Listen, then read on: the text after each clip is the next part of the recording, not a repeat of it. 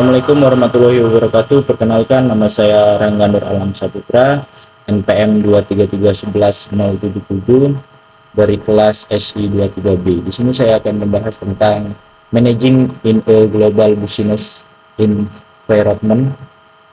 Apa artinya managing in a global business environment itu? Managing in a global business environment yaitu merujuk pada kemampuan dan strategi yang diperlukan dalam mengelola operasi bisnis di tengah lingkungan bisnis yang global. Fungsi managing in a global business environment. 1. Memahami dinamika pasar global, tren ekonomi, politik, regulasi, dan kebiasaan konsumen di berbagai negara. 2. Merancang strategi untuk masuk ke pasar global, termasuk penetapan harga, distribusi, pemasaran, dan inovasi produk yang sesuai dengan kebutuhan dan preferensi lokal. 3.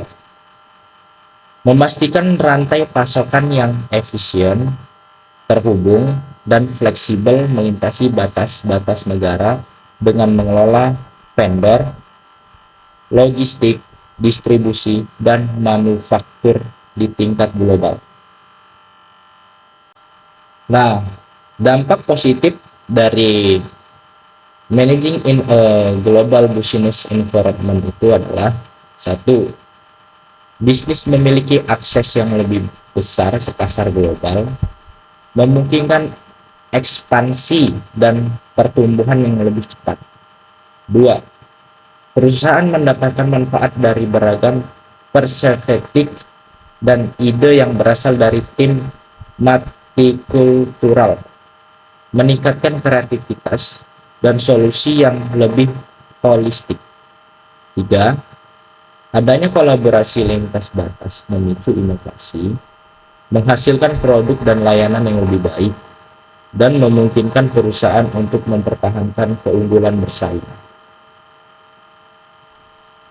Nah, teman-teman, jika tadi kita itu dampak positifnya, sekarang ini dampak negatifnya, teman-teman. Dampak negatif dari managing in a global business environment itu apa sih? Nah, di sini saya juga membawakan ya, teman-teman. 1. Fluktuasi ekonomi, perubahan kebijakan pemerintah, dan ketidakstabilan politik di berbagai negara dapat mengganggu operasi bisnis. 2. Kolaborasi tim yang tersebar di berbagai zona, waktu, dan budaya dapat menjadi kompleks, menyulitkan koordinasi dan komunikasi yang efektif. 3. Kolaborasi tim yang tersebar di berbagai zona, waktu, dan budaya dapat menjadi kompleks, menyulitkan koordinasi dan komunikasi yang efektif. Nah, itu tadi dampak positif dan dampak negatifnya ya, teman-teman. Dan ini saya juga membawakan contoh konkret managing a global business environment. 1. Ekspansi internasional perusahaan. Contohnya adalah perusahaan teknologi yang berhasil memperluas bisnisnya ke pasar internasional dengan memahami kebutuhan lokal, mengadaptasikan produk, dan menyesuaikan strategi pemasaran dengan budaya dan kebiasaan konsumen setempat. 2.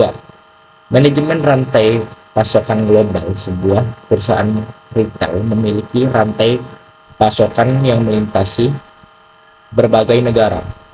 Mereka berhasil mengelola rantai pasokan mereka untuk memastikan pengiriman yang tepat waktu, efisien biaya, dan kualitas produk yang konsisten di seluruh dunia. 3. Kesulitan manajemen tim global. Mengelola tim yang tersebar di berbagai zona waktu, budaya, dan bahasa memerlukan keterampilan komunikasi yang kuat serta koordinasi yang efektif. Dan tujuan mempelajari managing in a global business environment itu adalah: tujuan utama dari mempelajari manajemen dalam lingkungan bisnis global adalah untuk mempersiapkan individu atau organisasi agar dapat beroperasi secara efektif, efisien, dan berkelanjutan di pasar global yang terus berubah. Dan hal ini melibatkan pemahaman mendalam tentang dinamika pasar global, keterampilan manajerial yang diperlukan, dan kemampuan untuk beradaptasi dengan perubahan yang terjadi di berbagai negara dan budaya. Nah, kesimpulan dari materi Managing in a Global Business Environment ini, teman-teman, kesimpulannya adalah manajemen dalam lingkungan bisnis global bukan hanya tentang pengelolaan operasional, tetapi juga tentang kemampuan untuk beradaptasi dengan perubahan yang cepat, mengelola risiko, memimpin tim global, dan memahami pentingnya dampak sosial serta lingkungan dari kegiatan bisnis. Kesuksesan dalam bisnis global memerlukan strategi yang cermat, fleksibilitas, dan visi yang luas untuk beroperasi dengan sukses di pasar yang semakin terhubung ini. Nah, teman-teman, itu tadi materi yang bisa saya bawakan. Semoga bermanfaat, ilmunya berguna. Saya akhiri. Wassalamualaikum warahmatullahi wabarakatuh.